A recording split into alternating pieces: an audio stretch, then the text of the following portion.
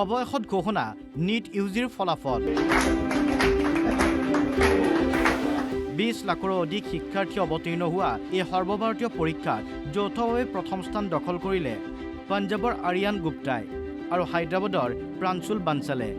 My name is Aryan Gupta and I secured All India Rank 1 in DNET 2026. I'm scoring 715 marks out of 720. দেওতা ভাষাত দেশ বিদেশৰ 5 সহস্ৰাধিক কেন্দ্ৰত অনুষ্ঠিত 11,000তকৈও বেছি শিক্ষাৰ্থী উত্তীৰ্ণ হৈছে। নিট উত্তীৰ্ণ 58% ছাত্ৰী।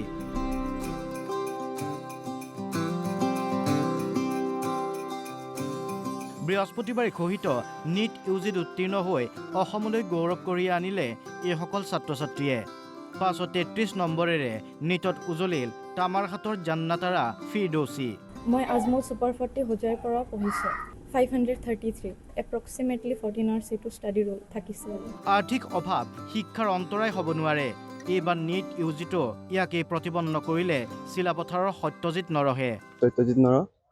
মোৰ ঘৰ ভগৱান বৰগৰা আৰু মই হাই ছেকেণ্ডেৰী পাছ কৰিছিলোঁ Radhakrishna school of arts commerce science Dibrugarh আৰু মই কোচিং কৰিছিলোঁ অইল প্ৰজ্ঞান ছুপাৰ 30 যোৰহাট। মই অল ইণ্ডিয়া 1,44,256।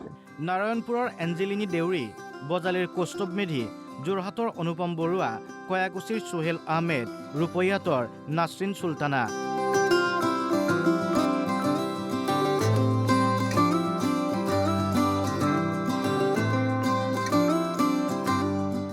নগাঁৱৰ মৰঙিয়ালৰ অংকুৰ কলিতাই 534 নম্বৰ লাভেৰে 97.4% নম্বৰ লাভ কৰি অঞ্চলটোলৈ গৌৰৱ কঢ়িয়াই আনিলে।